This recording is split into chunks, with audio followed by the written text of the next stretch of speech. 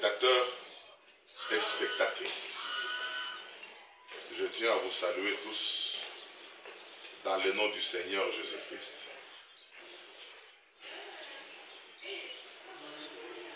Ma prière en est que là où vous êtes, partout, si vous nous suivez dans le monde, que le Dieu créateur du ciel et de la terre. Quand on parle du Dieu créateur, il est question du Dieu d'Abraham, le Dieu d'Isaac et le Dieu d'Israël qui nous bénisse.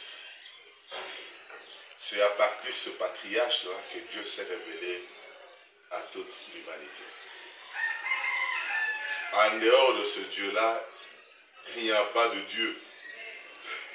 Tout ce que les gens peuvent adorer en dehors du Dieu d'Abraham, le Dieu d'Isaac, le Dieu d'Israël, c'est l'idolâtrie. J'ai une petite préoccupation, j'aimerais partager cette préoccupation ensemble avec vous, là où vous êtes. Nous allons nous entretenir sur le verset de Matthieu 22. Quand Jésus-Christ parlait sur le parabole de festin des noces, il a terminé avec le verset 14. Nous pouvons le lire dans ma Bible. Car il y a beaucoup d'appelés, mais peu d'élus. C'est la déclaration de Jésus-Christ. C'est-à-dire il y a une grande masse dans le monde constituée des appelés. Et il y a aussi les élus. Qui sont les appelés? Premièrement, les appelés, ce sont des hommes et des femmes qui ont vécu sur la terre ou bien qui vivent sur la terre, qui croient en Jésus-Christ. Je peux les lire, chapitre 3, à partir du verset 15 et 16. Vous connaissez ces versets. La vie éternelle.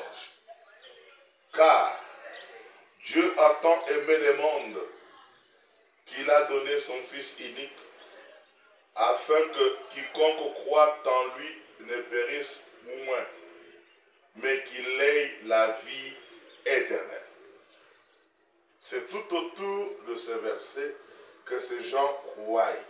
Ils croient à l'œuvre rédemptrice du Golgotha. Ils croient que Jésus-Christ a versé le sang sur la terre pour nous réconcilier avec le Père. Mais ces gens-là, en croyant en Jésus-Christ comme leur sauveur, ils n'ont pas la vie éternelle.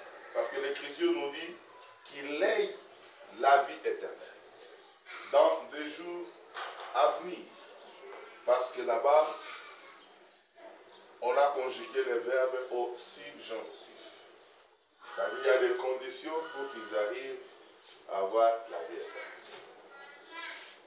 Les appelés, leur nom, conformément aux Saintes Écritures, est écrit dans le livre de vie. Leur nom peut être effacé. Mais tandis que les élus qui sortent des appelés, leur nom est écrit dans le livre de vie de l'agneau. Leur nom ne peut pas être effacé. Eux, ils croient, les élus, ils croient que Jésus-Christ est leur sauveur. Si Jésus-Christ est leur sauveur, les élus continuent à croire que Jésus-Christ est leur Seigneur. Parce que dans 1 Corinthiens 3, quelqu'un ne peut pas dire que Jésus-Christ est son Seigneur si ce n'est pas le Saint-Esprit. C'est-à-dire, avant de croire Jésus-Christ comme étant votre Seigneur, vous devez d'abord recevoir le Saint-Esprit. Et le Saint-Esprit, on le reçoit, c'est lors de la nouvelle naissance. C'est par là que, au fur et à mesure que nous allons continuer dans notre exposé, vous verrez vous-même que les appelés ne naissent pas de nouveau, mais il n'y a que les élus seuls qui naissent de nouveau. Que le Seigneur vous bénisse. Maintenant, regardez bien aimés. Nous parlons des appelés, c'est la grande masse. Mais au sein des appelés, il y a des élus. Parce que les élus sont des appelés aussi. Mais les appelés, tous les appelés ne sont pas des élus. C'est au sein des appelés que Dieu a tiré, a séparé les élus et les appelés. Les élus, ce sont des personnes que Dieu sait qu'ils soient formés dans le sein de leur maman. Dieu les avait déjà choisis pour accomplir une tâche ou bien pour accomplir un service à Dieu.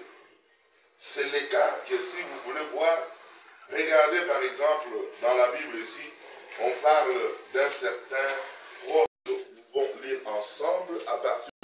Vous verrez comment Dieu a parlé à son serviteur. Il dit, le verset 5, la parole de l'Éternel me fit adresser en ces mots. Avant que je t'ai formé dans le ventre de ta mère, je te connais. Et avant que tu sois sorti au sein, je t'avais consacré.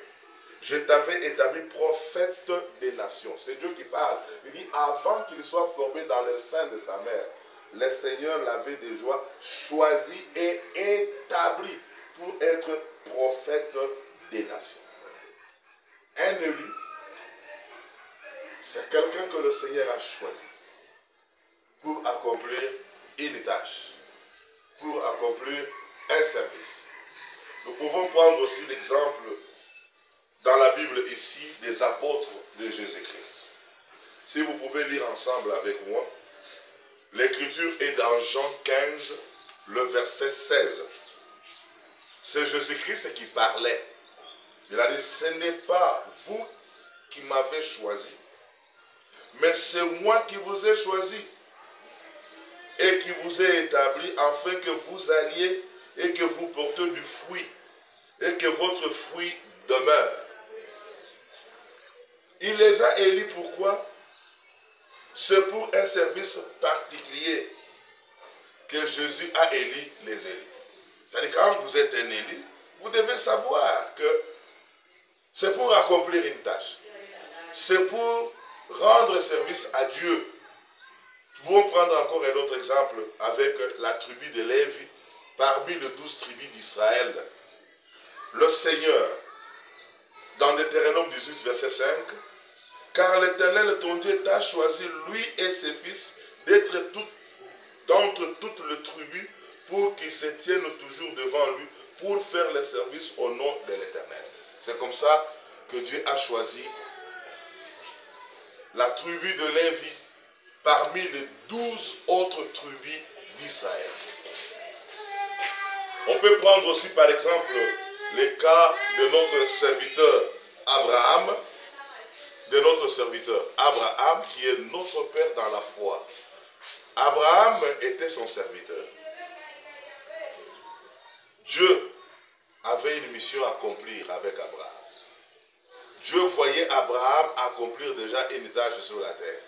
C'est pourquoi avant qu'Abraham naisse, et Dieu avait déjà choisi les 12 tribus d'Israël qui étaient son peuple. C'est pourquoi vous devez comprendre, quand on dit un élu de Dieu, cela signifie premièrement être destiné à un service ou à une tâche et y être consacré. C'est ça, un élu. Mais dans la Bible, nous venons de lire noir sur blanc ensemble avec vous. Vous avez vu que la Bible est claire. Jésus-Christ a fait une forte déclaration. Il dit, car il y a beaucoup d'appelés, et de sœurs qui croient dans leurs assemblées, dans leurs églises, partout ils se retrouvent, chez les dénominationnels, même à l'église catholique, chez les protestants, même dans le message, tous les frères et toutes les sœurs qui croient que Jésus-Christ est leur sauveur. Ils croient à l'œuvre de Golgotha. Ils croient au sacrifice que Dieu a donné à l'humanité. Parce que l'Écriture dit, Dieu a tant aimé le monde, il a donné son Fils unique afin que quiconque croit ne périsse point, mais qu'il ait la vie éternelle. Ça, c'est les troupes, on peut appeler des appelés. Ce sont les appelés qui croient à l'œuvre de Golgotha. Mais tandis que les élus, ils dépassent l'œuvre de Golgotha. Ils vont accroire la parole de leur temps. C'est ça les Élis. La promesse de leur temps. C'est ça les Élis. Et ils sont nés de nouveau. Ils croient que Jésus-Christ est leur Seigneur. Parce que jusqu'aujourd'hui, dans le monde de la prédication, parmi les prédicateurs de ce monde, beaucoup de gens, ils ne savent pas faire la différence entre ceux-là qui croient que Jésus-Christ est leur Sauveur et ceux qui croient que Jésus-Christ est leur Seigneur. L'Écriture est claire dans 1 Corinthiens 3. La Bible dit pleinement, clairement, plus clairement, que personne ne peut pas dire que Jésus-Christ est Seigneur si ce n'est le Saint-Esprit. Et quand est-ce qu'on reçoit le Saint-Esprit? On reçoit le Saint-Esprit, c'est lors de la nouvelle naissance. Dans Jean chapitre 3, Jésus-Christ a dit à Nicodème, il faut que vous naissiez d'eau, c'est-à-dire de la parole, et vous naissez d'esprit, du Saint-Esprit. Et celui qui est né du Saint-Esprit, il a le Saint-Esprit, c'est le Saint-Esprit qui commence maintenant à les conduire jusqu'à l'achèvement de l'œuvre que Dieu a commencé dans son âme et dans son cœur. Pour mieux comprendre ce sujet, on doit faire appel à d'autres écritures, à d'autres déclarations, car les appelés, l'appel et l'élection touchent deux groupes différents, comme je viens de les énumérer, de croyants. Il y a les appelés et il y a les élus. Mais les élus sont aussi appelés, mais les appelés ne sont pas tous des élus. Parce que Jésus-Christ a insinué cela. Maintenant, regardez le problème. Dans chaque âge de l'Église, les élus forment la troupe de vainqueurs. Je dis bien, dans chaque âge de l'Église, les élus forment la troupe de vainqueurs. L'Église a commencé quand? L'Église de Jésus-Christ, ce n'est pas l'Église kimbanguiste, ce n'est pas l'Église catholique. Non, le protestant, même le groupe de prière. Je parle bien de l'Église de Jésus-Christ. L'Église de Jésus-Christ a commencé le jour de la Pentecôte à Jérusalem, sur la terre juive. C'est là, l'Église a commencé le jour de la Pentecôte. Il y avait Pierre, Jean, Jacques, Barthélemy. Si vous voulez voir ça, prenez Actes des Apôtres, chapitre 1, chapitre 2, chapitre 3. Vous verrez le commencement de l'Église le jour de la Pentecôte. Mais avant que cette Église naisse, Jésus-Christ, quand il était encore sur la terre, en pleine prédication avec les apôtres, il avait parlé à Pierre. Il a dit que sur ces rocs, sur la révélation qui était sortie de sa bouche, sur la déclaration du Saint-Esprit qui était sortie de la bouche de Pierre, parce qu'il avait dit que Jésus-Christ était le Christ, c'est-à-dire il était le Messie, il était le roi, Jésus-Christ lui a dit que sur cette révélation, je bâtirai mon Église. Et nous avons vu quand est-ce qu'il a bâti son Église, c'est le jour de la Pentecôte. Mais cette Église, depuis qu'elle a commencé le jour de la Pentecôte, jusqu'à nos jours, ça fait pratiquement 2000 ans sur la terre. L'Église a commencé à voyager. L'Église a quitté la terre juive et l'Église s'est proliférée sur toute l'étendue du monde, sur la face de la terre.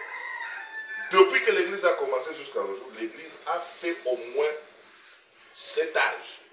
C'est ce que beaucoup de gens ne connaissent pas. Si vous voulez découvrir les âges de l'Église, vous verrez vous-même dans Apocalypse chapitre 2. Apocalypse chapitre 3. Vous verrez les âges de l'Église. Il y a le premier âge, qu'on a appelé l'âge d'Éphèse. Il y a le deuxième âge, troisième âge, quatrième âge, cinquième, sixième et le septième âge, qui est l'âge de la Odyssée. Et dans chaque période, dans la Bible, on a montré sous forme de lettres qu'on a écrit qu'on devrait envoyer aux 7 âges de l'Église, ou bien aux 7 églises qui existaient déjà en Asie mineure. Mais le Seigneur s'est servi de ces églises-là pour expliquer la marche que l'Église devait subir sur la terre. Mais dans chaque âge, depuis l'âge d'Éphèse jusqu'au 7e âge, l'âge de la Odyssée, dans chaque âge, la troupe de vainqueurs, c'est-à-dire les gens qui croyaient profondément au pur message apporté dans chaque âge, on les appelait la troupe de vainqueurs. Cette troupe de vainqueurs était appelée aussi les élites de l'Église pour cet âge-là. C'est pourquoi, quand je suis en train de me servir de ces livres, le christianisme traditionnel, écoutez comment l'homme de Dieu dit là-bas. Il dit, dans chaque âge de l'Église, les élus forment la troupe de vainqueurs, lesquels héritent de tout, conformément aux promesses faites dans les lettres aux 7 églises d'Apocalypse 2 et Apocalypse 3. Les appelés croient en effet que Jésus-Christ est leur sauveur personnel. Je l'ai déjà dit. Mais ils ne se laissent pas conduire dans toute la vérité. Et à cause de cela, ils ne peuvent pas être amenés à un parfait accord avec la parole de Dieu. Leur nom, les appelés, leur nom se trouve dans le livre des vies. Et lors du jugement dernier, ils seront reçus dans le royaume de Dieu après avoir passé par un jugement dernier. Ça, c'est le cas des appelés. Maintenant, regardez bien, aimés. C'est là où il y a de sérieux problèmes. Les gens ne savent pas. Les appelés, s'ils croient en Jésus-Christ aujourd'hui comme leur sauveur personnel, ils n'ont pas la vie éternelle. Ils vont mourir. S'ils meurent, ils restent là, dans cet état, jusqu'au jugement du trône blanc, le jugement dernier. C'est là qu'ils vont ressusciter. Là, au jugement dernier, il y aura le méchant qui vont ressusciter. La terre, la mer va vomir tous les morts. Ils vont sortir. Le méchant et les appelés des personnes qui étaient mortes, croyant que Jésus-Christ était leur sauveur. Ils vont ressusciter. Quand ils vont ressusciter, les méchants seront jugés selon leurs œuvres. On va prendre tout le méchant, les diables et les démons, on va les jeter dans le feu qui sera dans les temps érigés en ce temps-là. Ce n'est pas le feu éternel, parce que l'enfer ne dure pas éternellement. L'enfer est pour un temps. Et le Seigneur va jeter les diables, les démons et tous les méchants qui n'ont pas cru à la parole, qui n'ont pas cru à l'œuvre de Golgotha, qui n'ont pas accepté la vraie parole. Le Seigneur les jetera. Maintenant, tous ceux qui étaient morts, croyant que Jésus était leur sauveur, c'est le truc des appelés, ils vont ressusciter. Ils vont passer par le jugement du trône blanc. Ils seront jugés selon leurs œuvres. Et ensuite, ils entreront dans la vie éternelle, mais sur la nouvelle terre. Là, c'est vers la fin du monde, parce que Dieu créera le nouveau cieux et la nouvelle terre. Mais dans cette nouvelle terre, ceux qui vont entrer et y vivre, ce sont les appelés qui ont cru pendant le temps qu'ils étaient en vie Jésus-Christ comme leur sauveur. Maintenant, nous voulons un peu nuancer les choses. Pourquoi je dis nuancer les choses? Parce que les gens confondent. Ils confondent qu'il y a le vierge folle, il y a le vierge sage.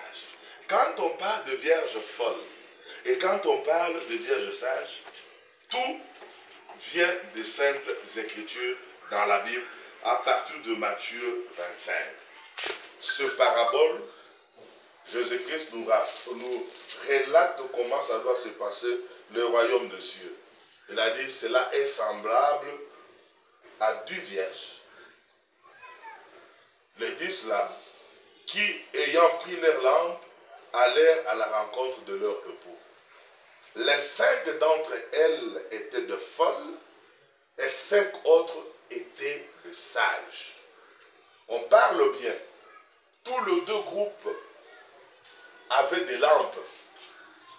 Et leurs lampes étaient allumées. En ce temps-là, quand ils étaient tous dans la maison ensemble. Et comment ils sont parvenus dans la maison? C'est le soir qu'ils étaient entrés dans la maison. Parce que le parabole, ici, a intervenu pratiquement dans notre âge ici de la Odyssée. C'est là qu'on parle de folle, c'est là qu'on parle de sage. C'est toujours en rapport avec le messager de ce temps. Et le messager de ce temps, vous connaissez vous-même, c'est Malachie, chapitre 4, 5 à 6. Avant le jour grand et redoutable, arrive, le jour de la colère de Dieu arrive, le Seigneur vous enverra Élie le prophète. C'est le messager pour cet âge. dont il a porté le nom de William Marion. Voilà. Ce n'est pas son message qu'il a fait appel, qu'il y a eu de sages et qu'il y a eu de folles. Le sage et le folle, tous ont entendu le message. Ils ont écouté Frère Branham parce qu'ils avaient des lampes. Quand on parle de la lampe, allez dans la Bible toujours, dans le livre de Pierre. Si je ne m'abuse pas, ça peut être 1 Pierre. Il fallait qu'on trouve ça pour qu'on puisse un peu apporter la lumière aux frères. Je m'excuse, c'est 2 Pierre. 2 Pierre. Ok. Au chapitre 1, à partir du verset 19. Et nous tenons, pour d'autant plus certaine, la parole prophétique, à laquelle vous faites bien de prêter attention comme à une lampe qui brille dans un lieu obscur, jusqu'à ce que les jours viennent apparaître et que l'étoile du matin s'élève dans vos cœurs. Quand on parle la parole prophétique, on dit c'est la lampe qui va vous éclairer dans le lieu obscur. Les sages et les folles avaient toutes des lampes le soir.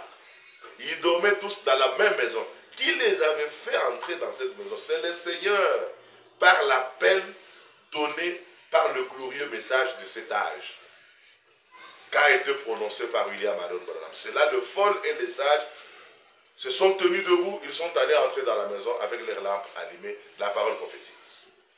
Maintenant, au milieu de la nuit seulement,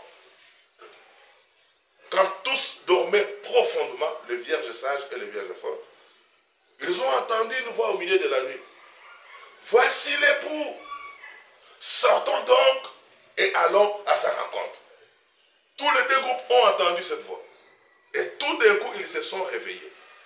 C'est là où il y a eu la différence. Les folles, ils se sont rendus compte que leur lampe était éteignée. Pourquoi? Parce qu'il n'y avait pas d'huile. Et les sages, eux, leur lampe gardait la lumière, donnait la lumière, était allumée parce qu'il y avait de l'huile dans leur réservoir. Pendant que les 5 folles sont sorties pour aller rechercher l'huile pour que leur lampe soit allumée, le pou était venu, il a récupéré les sages, il les a fait entrer dans le royaume, et ils sont venus après, en retard, et que la porte a été fermée. C'est ainsi que vous allez voir comment le Seigneur était mécontent, comment il les a grondés à la fin. À partir du verset 10 de Matthieu 25, il dit, pendant qu'ils allaient en acheter, le pou arriva.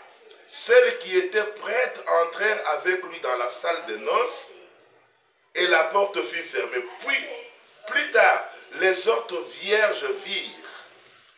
Les folles là, ils viennent en retard et disent, Seigneur, Seigneur, ouvre-nous.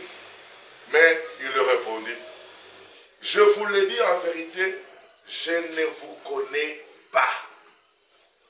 Il s'est adressé aux folles, que Jésus-Christ ne les connaissait pas. Cependant qu'ils étaient partis à la recherche de l'huile, mais ils n'ont pas trouvé. Ils sont arrivés en retard, ils ont trouvé que les sages étaient entrés. Mais Jésus leur a montré plus clairement que je ne vous connais pas. En d'autres termes, ce n'est pas connaître des connaissances, non.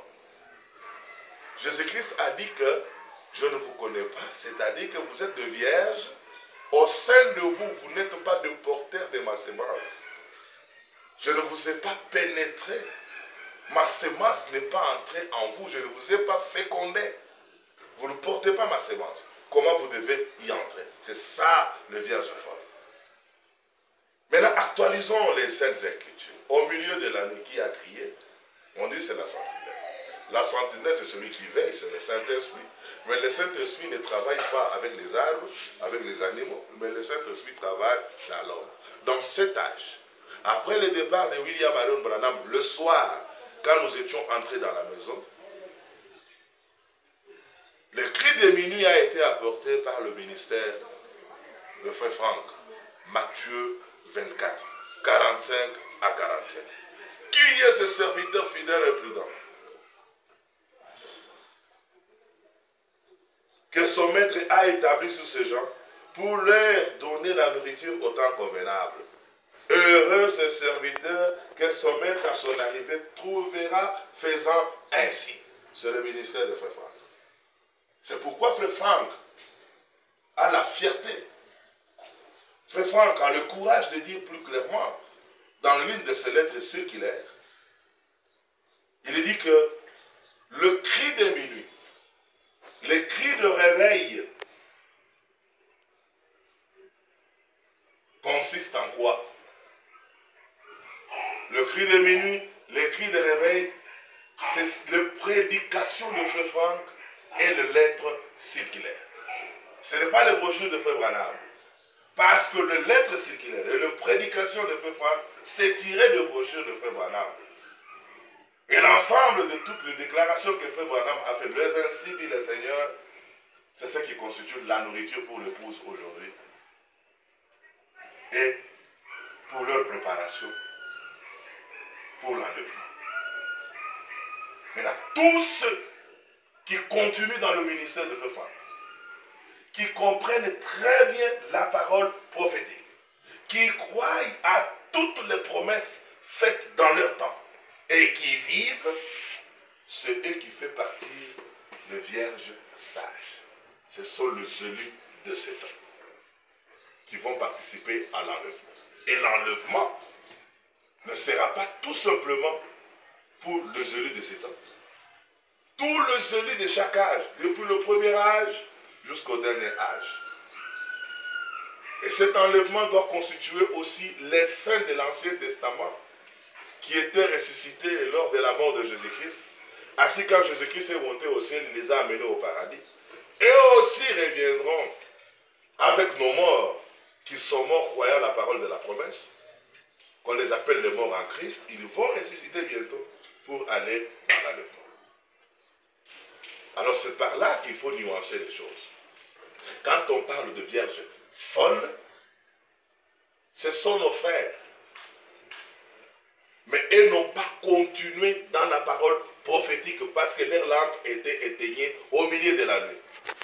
Ils n'ont pas bien compris le ministère de Matthieu 24. Ils n'ont pas bien compris le ministère de Matthieu 24. C'est eux qu'on appelle le vierge folle. Mais vous devez les différencier avec tous les appelés qui viennent de l'Église catholique, protestants, les groupes de prière, tous ces frères-là qui croient que Jésus-Christ est leur sauveur. Ce sont les appelés. Mais quand on parle de vierge folle, ils sont aussi appelés, mais dans une autre dimension, ils sont de folles. Pourquoi? C'est un rapport du messager et un rapport du message qui est la parole prophétique. Que le Seigneur vous bénisse. Mais le vierge folle et le vierge sage, tous, leur nom est écrit dans le livre de vie de l'agneau. Et les Saintes Écritures disent plus clairement que leurs noms ne peuvent pas être effacés. Mais tandis que les autres appelés, qui croient que Jésus-Christ est leur sauveur, leur nom peut être effacé, peut être retiré des livres de vie. C'est ça la différence. Maintenant, il ne faut pas mettre tout ensemble.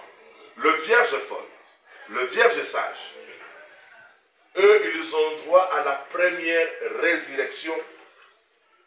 Je dis bien la première résurrection. Parce que la première résurrection a pratiquement 3 phases. Première phase, c'est dans Matthieu 27. Vous allez voir, lors de la mort de Jésus-Christ, il y a eu de saints de l'Ancien Testament qui étaient ressuscités, dont on avait vu quelques-uns à Jérusalem. Et ce sont ces morts-là, quand ils étaient ressuscités, que Jésus-Christ les a tirés de la captivité pour les amener dans le lieu céleste, dans le paradis. Entre autres, il y avait les Abraham, les Adam, tous les saints de l'Ancien Testament. C'est ça la première résurrection. Première phase. Deuxième phase de la première résurrection, c'est pour les élus des âges qui sont morts, croyant la parole de la promesse de leur temps. Ils vont ressusciter bientôt. Et nous trouverons, nous vivants, quand eux vont ressusciter, et nous allons transfigurer. Eux, avec nous ensemble, nous partirons. C'est la deuxième phase de la première résurrection. La troisième phase, ce sont les vierges folles qui vont rater l'enlèvement de prémices, qui vont rater l'enlèvement des vierges sages. Quand ils resteront sur la terre, ils vont mourir, ils vont passer par la grande tribulation. Et eux vont ressusciter pour entrer dans le millénium. Parce que dans le millénium, il y aura les vierges sages qui seront dans la Jérusalem céleste et les vierges folles seront dans la Jérusalem terrestre. Et pas seulement eux, il y aura aussi les 144 000 hommes qui vont ressusciter des 12 tribus d'Israël. Ça c'est pour l'Israël. Et quand ils vont ressusciter aussi pour le millénium, ils seront dans la Jérusalem terrestre. Alors ça, ce n'est pas à confondre. Quand je parle de la première résurrection, le Vierge folle, les 144 000 de l'Israël, le Vierge sage, tous les morts qui sont morts en Christ, dans leur période, croyant le message de leur temps, et aussi le saint de l'Ancien Testament que Jésus-Christ a amené dans le paradis. Parce que dans Ephésiens chapitre 4, on a dit, étant monté dans les hauteurs, il a amené les captifs. C'était le saint de l'Ancien Testament. C'est ça la première résurrection. Mais dans la deuxième résurrection, ça sera la résurrection des appelés et de tous les méchants qui vont ressusciter pour passer au jugement du trône blanc. Là, c'est vers la fin du monde. Et tous les méchants, les diables, les démons seront jetés dans l'état de feu. Ils seront jetés dans l'état de feu. Et les appelés qui vont ressusciter, parce que dans leur temps, ils avaient accepté Jésus-Christ comme leur sauveur, ils seront jugés selon leurs œuvres. Et ensuite, ils vont entrer dans la nouvelle terre et ils vont y vivre éternellement. Et lors du jugement dernier, nous, les élus de cet homme, les élus des âges, de l'Église, la troupe de vainqueurs dans chaque âge, qui vont ressusciter, ils vont partir dans l'enlèvement, ils reviendront au jugement dernier pour juger les méchants et juger aussi les appelés. En tout cas, ça c'est le premier point, que le Seigneur vous bénisse.